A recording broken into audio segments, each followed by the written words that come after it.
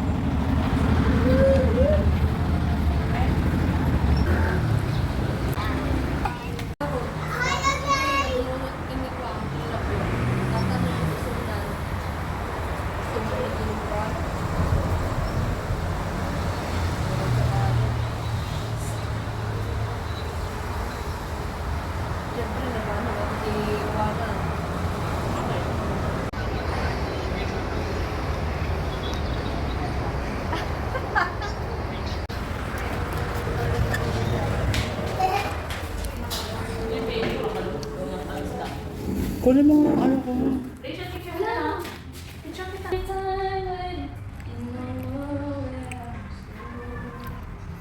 Ayan, so nag-stop over muna kami dito mga ka-Diyos, sarap sa may Pampanga.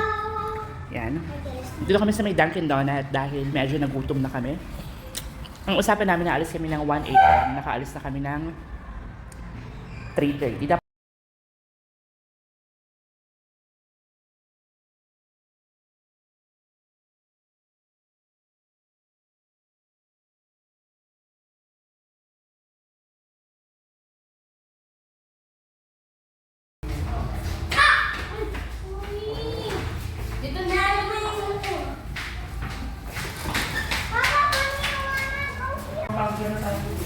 Ha? Pampanga to, diba? Mexico. Kaya minsan salita na nila eh. Mexico na to.